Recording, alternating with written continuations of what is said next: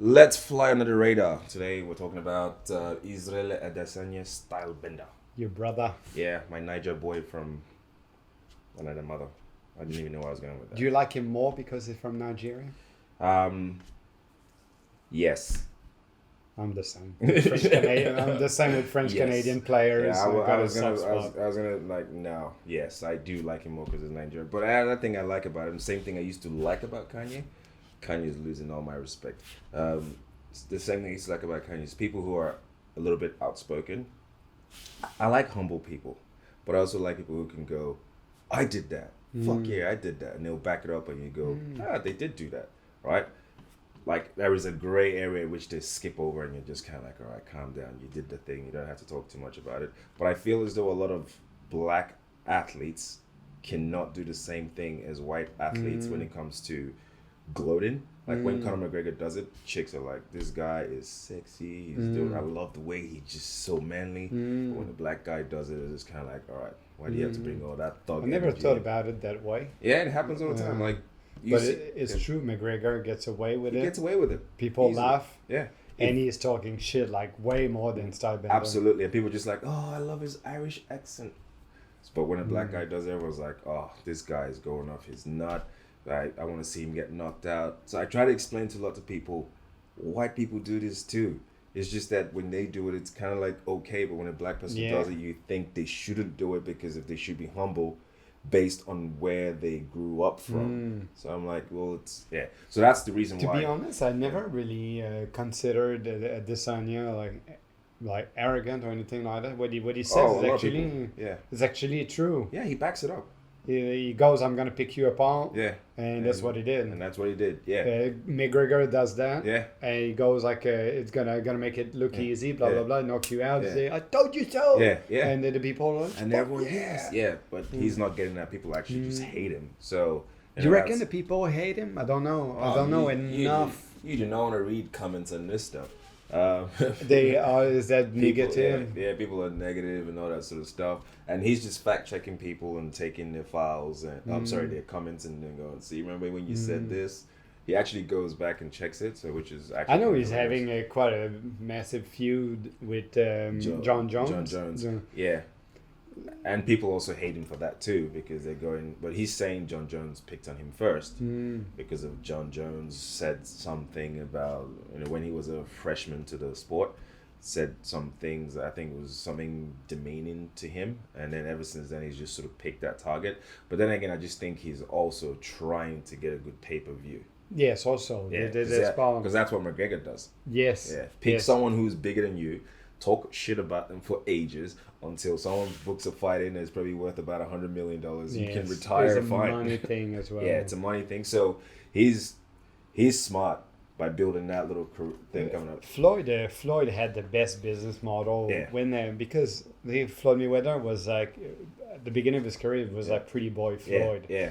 And then and it's only me, okay? It's only me coming up and try to connect the dots. I'm crazy about boxing and all that. Yeah. And Floyd was pretty boy Floyd, and he was going to war, and he really earned his stripes. He was working harder than anybody else, and something, And we have a French Canadian champion who went in his training camp, who was also a champion, and he goes, I thought I was working hard until I trained with Floyd, and it was a different level. Died. And then he had a little kind of break, and he went in WWE, and he fought like Big Show. Yeah, you remember that? Yeah, I remember Big Show. And Floyd fought Big Show. It's incredible. It was next to Big Show. And I don't know. I don't know if it was just after or it was at that moment it became Money Floyd. Yeah, Money Team. Money Mayweather. Yeah. And he became kind of throwing money.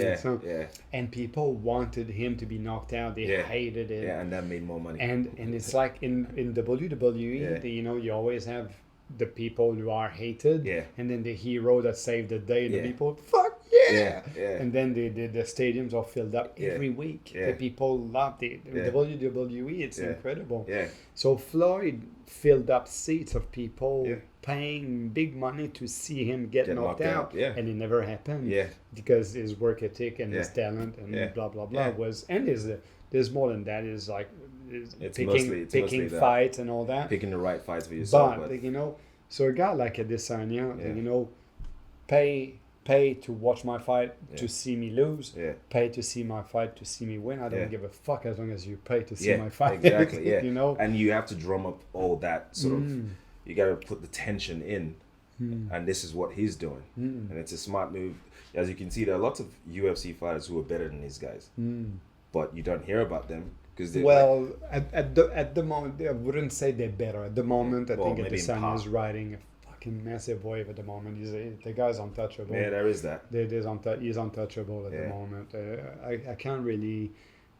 I'm trying to think of there's like the Kevin Nurmagomedov. I think he's that guy should be number one, shouldn't he? I think because of longevity, he's been very good for a longer time. So you probably got to put him in John Jones, but John Jones is always a little pinch of salt. And there's just too many things that over time. I think for me, there's always an asterisk, and his greatness is great, but you got caught more than once. Yeah, it's true. He doesn't seem to learn.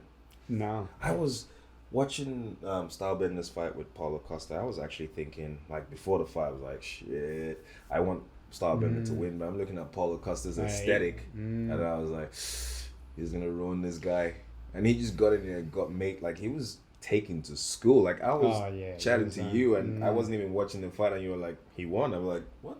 I hadn't even finished doing what I was doing. Easy fight. I don't know what happened. He says on that video that he was not sleeping well. Something happened. I'm going to play the video for everyone else at home just in case they want to watch it. So this is on Stylebender's Instagram page. I'll probably read what it says here so you guys can be up to speed. It says, sound like excuses to me. This is what Stylebender said. Laugh out loud. I tried to be nice low key in case he was suicidal, which is a nice thing. Checked up on his opponent. Because losing is like it's a big psychological game. Not for me, I lose all the time. I'm used to it. I'm surprised when I win. It's my thing. He says, Paulo, you haven't accepted the fact that you got schooled by a skinny guy who you kept trying to pick on. Now I'm a bully, but at least I'm nice. Your fragile ego cannot fathom how the skinny clown was able to beat you so easily. Humble yourself and learn from this so you might grow as a person. Train all you want. You'll never ever beat me. I own your mind now. Because you'll be obsessed with me forever like my ex. Say all you want about me. Doesn't matter. I still smashed. See, everything was going so well, Steve, on that. I'm not telling you how to brag or do your thing, but I'm just saying you can throw a little bit more humility in there. Could have stopped where it says, maybe where it says I was able to beat you so easily. And then just don't put the humble yourself, learn and grow as a person. There's no need for any of that. You already beat him with all those other words. That's probably why people don't like you. But then again, that's probably why people watch your fights to see if anyone's going to get your ass handed to you. So let's watch the video now. What we got here? Nope. I'm obsessed training, and Adesanya, stop sending some friendly message to me. I didn't realize he doesn't speak English. I want to kill you. I want to kill you. We should have killed him back then. A lot of bad things happened before our fight. I was hurt before the fight, no sleeping, a lot of bad things. But I'm here not to excuse. I'm here to say to you, next time will be different. Eu vou te matar. I'm guessing that's a threat in a different language. I believe what he's saying and stuff, but we don't know. These guys, I know in my gym, the guys, they train hard to enter the cage. No one is unscattered. Like probably Adesanya had some shit happening. Yeah. The fine line in MMA between being in prime shape, underdone, or injured, is like it's very really thin, very thin. So I don't think many guys enter that cage with nothing. Yeah. If you got no injuries, you're underdone. Yeah. Then in Costa, you see is fucking Goliath. Yeah, he's a tank. The weight cut must be brutal. Yeah. So then you got 25 minutes to fight. Yeah. I feel that he wanted to pace himself because he didn't trust his gas tank. Yeah. and then he just got too much damage early. He just got too much damage early, and he wanted to cause the first 1 or 2 rounds, and maybe get out of there like no bruises, and then start fighting. But he never really got the chance to get off. He got schooled a lot. After round 1, his leg was like a sausage. It was all red and bruised. He couldn't put weight on his front leg.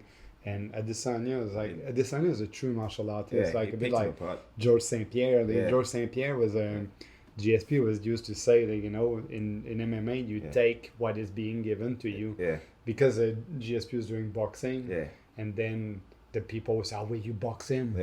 I'm a mixed martial artist. If you give me the front leg, I'm gonna chop it. If you give me your arm, I'm gonna break it. If you give me your neck, I'm gonna crank it. Like, you know, so Adesanya, like you know, part of mixed. He was long. And he kept chopping that leg. Chop that leg and chop that leg, and that was it. It's a good strategy, and it worked. Why not? Like, you know, he was not going to take any chances and get close and stuff. What part of mixed don't people understand in the martial arts? That's right. Mixed. You don't need to get in there and brawl and stuff. And he picked him apart. Made it look easy, like he said the week before, the weeks before. He said, "I'm gonna make it look easy." And he definitely did. Which means his toughest fight now is with that guy named Gastelum.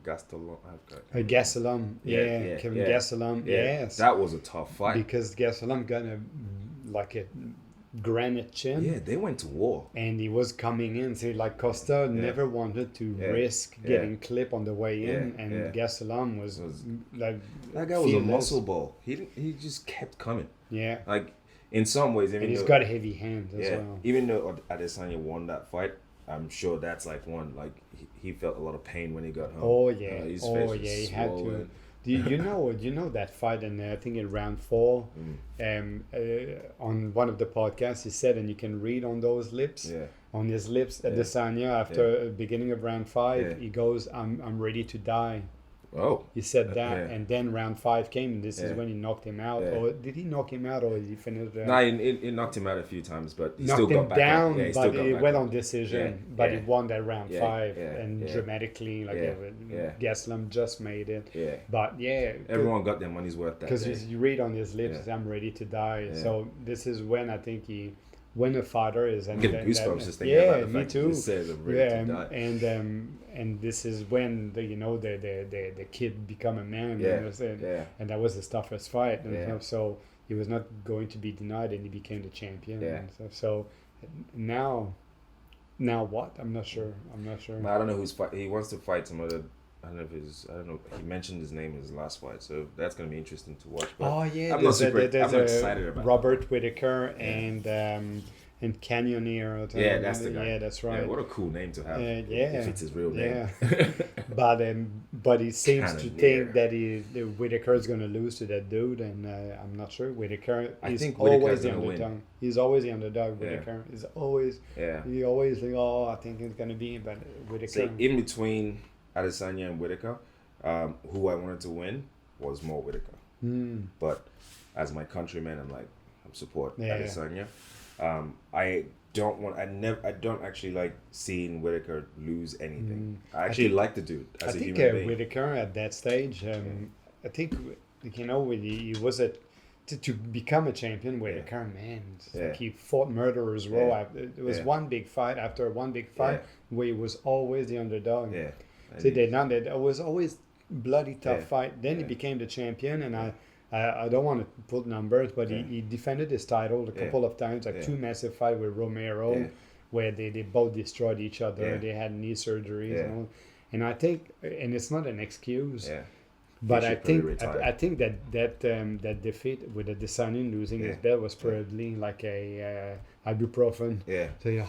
See, like I'm fed up of the pressure. It probably was a relief more than anything. I think he was tired mentally with Adesanya because he got injured, recovered, had surgery, recovered, fought, won, but got injured. Then I think it took its toll. Actually, there is a video. I think he was really tired against Adesanya. I'm going to circle back to that because, for example, I tell people that it's easier to be number 2 than number 1. Like, people always strive to be number 1. If you're at number 1, you're consistently watching your back. And every fight you have is the second best. Is the one who wants to be in your chair. You don't have the pressure is so much.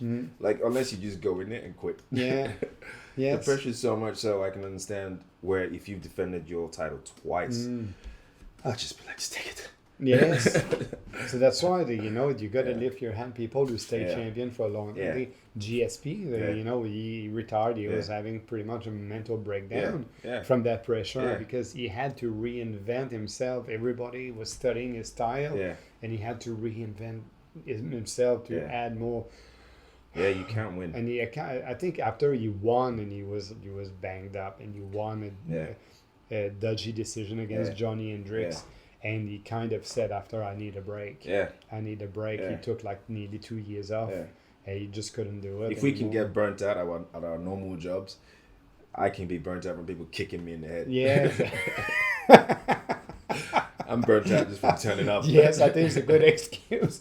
All you're saying, you don't want to be punched in the face for the next few months and kicked and strangled. And it's fair. And the training and all that. It's just like, most of them start at 6 a.m. and like you, every day it's what you do. Every day. And then you go watch the other fighters just to see who you're going to fight and how they fight. Because you cannot come in underprepared. And if you come in underprepared, you'll always be at the bottom. You never make a lot of money. And then you also have to find a way to pick fights with other people so that you are well known enough for people to pay for the pay-per-view. Yes. I'm already tired explaining that to this microphone. Oh, yeah, it's full on, eh? It's full on. It's something else. Yeah. It is something else. I saw a video posted by Adesanya again. Bobby Knuckles was talking about his fight. This is the prime reason why I like Bobby Knuckles, or AKA what's his name? Robert Whittaker. That's the one. Thanks for having my back, man. Yeah, it's a tough. He looked good that fight, man. Got to give it to him. I don't like the guy, but he's bloody good. You know what I mean? See, he straight up, fight, man. it wasn't like he's but not making excuses like the other kid just did, because I mean? he's good too. Yes, he's good. He just that day he Adesanya looked good that day. But he diffused the pressure on himself by acting like that. He's really humble. It's the best way to go about it. Self-preservation is way better because you can get away with more stuff. And if you're at the top there, you just get killed. That's pretty cool. Robert Whittaker, he was a purple or brown belt, and he was coming to do some jiu-jitsu competition. I competed in the same tournament as him, and people were taking photos with him and stuff. So and he was very friendly. He was super friendly. He was taking time. For him, it was just a training session. Because I'm practicing my jiu-jitsu. I'll take a photo with him if I saw him. Like I actually respect him as a person. He's a cool dude. And I think he's very humble, and I never want to see him lose a fight, unless it's to. But they've already had that fight. If he fights Adesanya again, if that ever happens, I'd actually want to see him take Adesanya out. That would be a different fight, I reckon. Because he's smart. We talk about martial artist. He's a true martial artist. He's great at wrestling. I think he wanted to go to the Olympics in wrestling. Wow. In the recently and stuff, so he wanted to be part of a wrestling because he's wrestling, he's doing jiu-jitsu. I don't know if he's black belt now, but he's certainly a brown belt. His striking is very unorthodox, and so he's gonna change things up with Adesanya, and he's gonna try to grapple a little bit more. But Adesanya, you read Paulo Costa, the comments, sometimes people say, why didn't you take him down? Didn't even try to take him down. It's like, well, walk in there. First, he never take anybody down. So that's not his game. And second, to take someone down, you need to get close. And there was so much and distance. Everyone has opinion until they get into the fucking It's not that easy. And get slapped in the face. Adesanya is so good standing that all he has to focus is on this takedown defense. He doesn't need to be great on the floor and all that. Well, I'm sure he is not too bad. Sure, he trains that as well. But I've been punched in the face once. Like, you have this idea that you can handle everything, and then someone punches you in the face, and you're like, I just... Yeah, but it's actually not a bad reaction. You start to think, maybe I go home. There's something with the face, saying to someone touching your face and stuff to people. It changes you. Yeah. So, but to a point where we get punched in the face enough that you come to a point where you take the inventory. It revs you on. No, not even. It needs not to. Yeah. It needs not to. It need because if you got punched in the face, it's because it's a mistake. Really, in a fight. Yeah. I'm not talking in the street where you're a king hit. Yeah. But in a fight, it's like if you land that hand, is because you've done something right, or I've done something wrong. Yeah. So you need not to be rattled and take the inventory and say, I'm gonna make sure that doesn't happen again. Yeah. That's what I'm saying for all the keyboard warriors who are out there saying, why didn't he go for the takedown? I'm like, when you step in there and someone slaps you in the face the first time, your whole universe sort of changes. So you know at the gym I pat people and in the past I don't do this anymore, but I would put the gloves with them with the headgear and because they pay me I was not going to destroy them. They pay me to come and train, but they wanted to have a feeling. They're on the pad, they're looking good, and straight away the things that they change. They put the headgear. You're gonna punch me in the face. I will. Obviously, in my mind, I was like, it'd be all right. But I was not telling, mate, from being looking good on the pad to being rattled and the breathing. And I'm like, I didn't even do anything. No, this is now imagine having to be in that. But hey, it's so the people who never got punched in the face and they shouldn't be allowed to make any comments on this because it's not like it looks. It's a lot harder than it looks. You know, and getting your ass kicked. And now it's not so bad because there's no crowd. But imagine a full arena. There's million people, hundreds of thousands of people, or a million people watching you. You feel so ashamed. And you get like your ass toyed with. Yeah. So that's why he goes, I'm checking if you're not suicidal. Fuck. Yeah.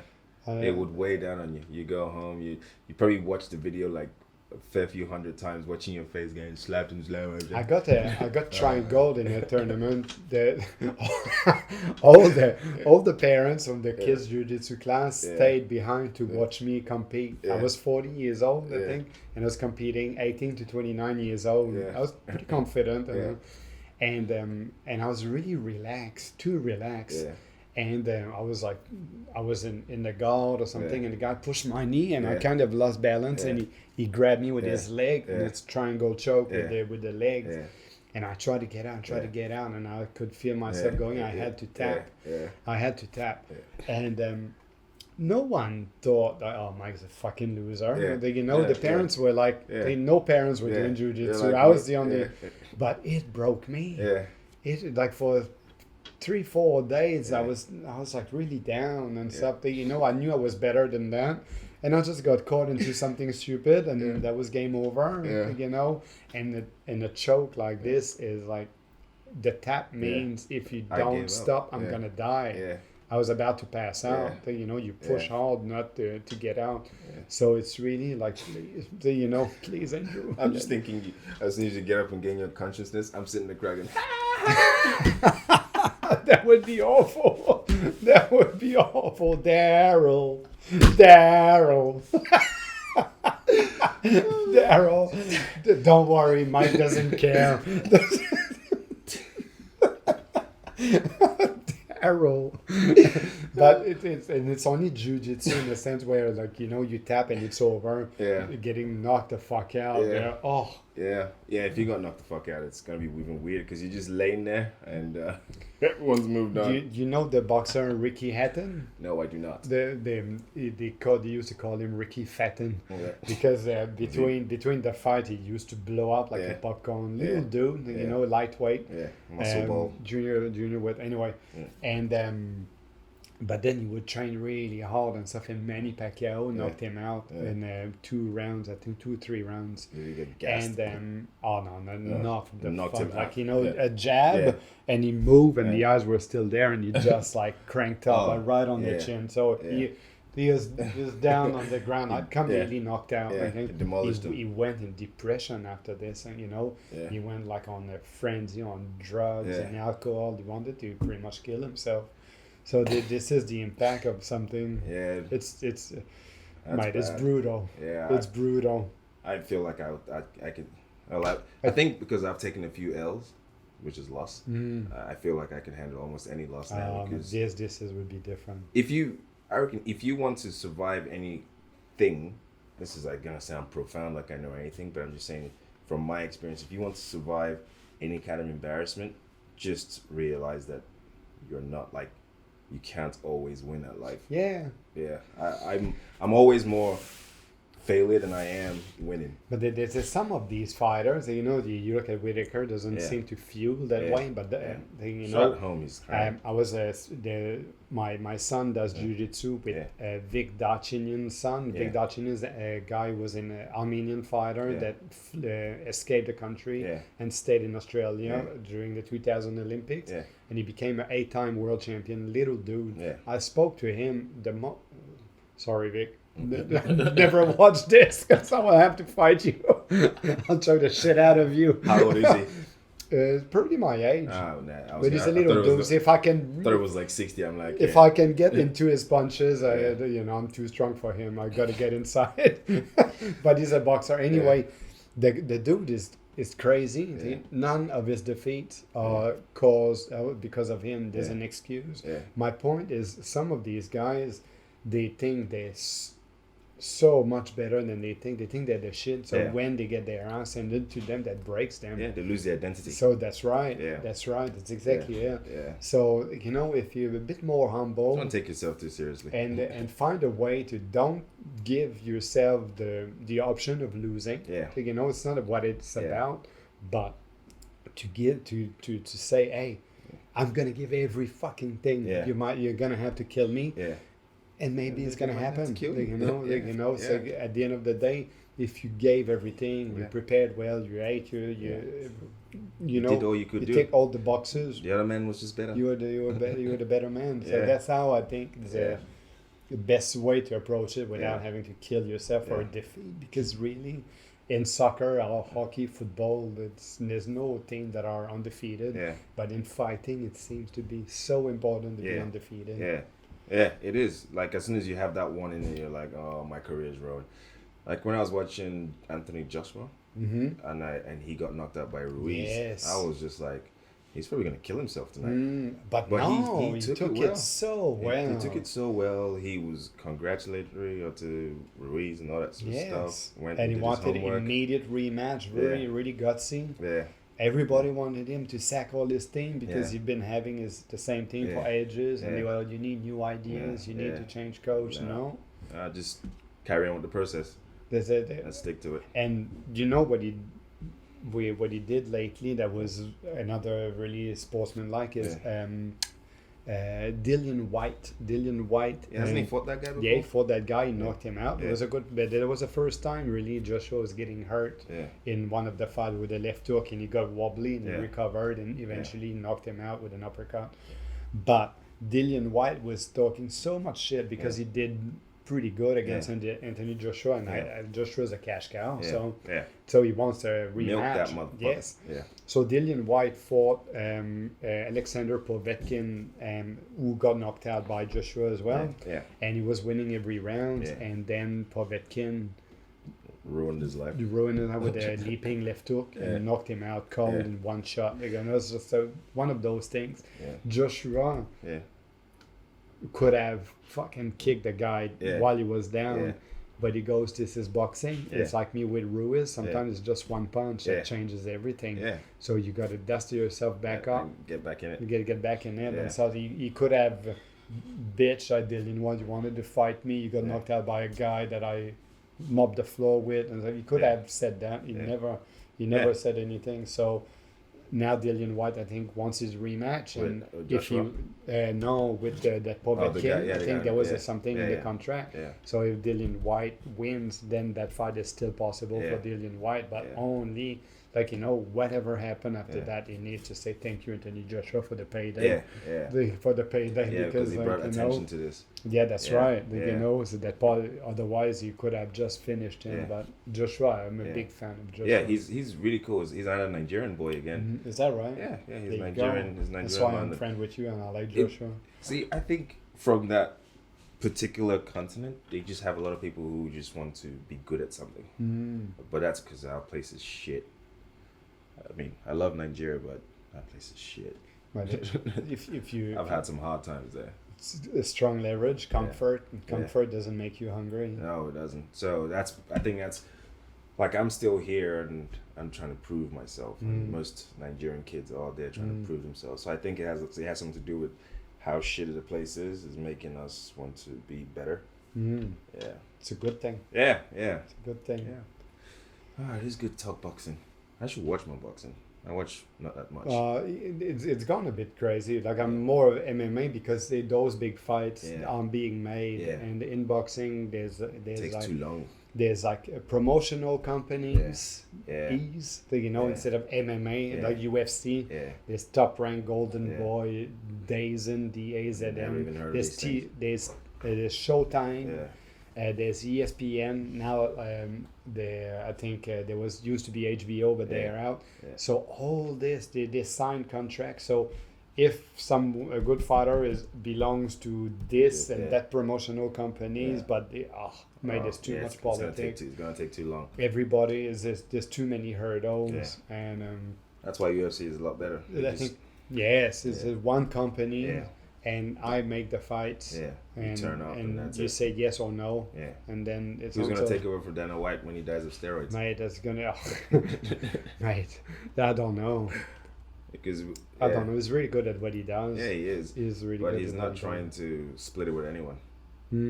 Yes, I don't know anything about that. Because he obviously does this because he loves it. Because when they sold the UFC to the whoever owns it, the firm that owns it, I think White cashed up, but I think in the contract was like, I'm still the matchmaker, or maybe the part of the deal is you stay the matchmaker. I don't know.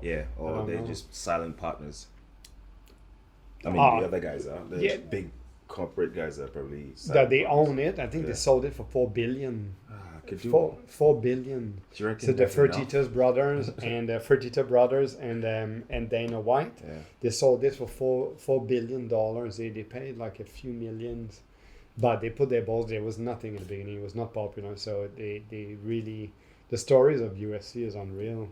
They were saying that the fighters were coming out of the dressing room on a stage, and they put the stage really big to consume more seats because there was not enough people in the crowd. So by putting a big place for the entrance, that was like cramming people, so it looked busier. So they couldn't sell any tickets. It was too savage. On a different tangent, have you ever considered that $500 million is $1 million 500 times, which means, for example, they got $4 billion. That means they had $1,100 million. $1,100 million times an additional fucking 4. Divided by 3. Divided by the 3 of them. I don't know. It's even, but that is. And today I was like, I actually wanted to buy a course online that was like $199, and I was like, it's a bit much. I know. I was training my friend Henry, who works for Facebook, and he's into finance. He's making Facebook money, and today he was talking to me that he was on a project that was going to bring $30 million. It says, is that worth it? It's like, is that worth our time? Honestly, I'll suck your dick and I'll take half of that. It's just like, but he was saying that he struggles to get used to it. So it's like he's on project of $400 million. But now it's not even about hundreds of millions, about billions now with Facebook. So he's dealing with 430 or 30. So that's why the 30 million. It's like. So do we really put people on this project? Or are we gonna 30 million? It's a million 30 times. I don't think we need that. It's just incredible. Let's go buy lunch for like $1 million. It's just like, the difference between average people like you and I and the big companies. There's nothing to understand. So I'm gonna go and kill myself. It seems like the right thing to do. if you can afford the rope. I'm going to steal it. All right. Keep it up, Izzy. Keep it up, Izzy. We're going to wrap this up. Thanks for doing us proud, Izzy. And no one should knock out Bobby Knuckles because he's fucking awesome. I hope he hears this or sees this.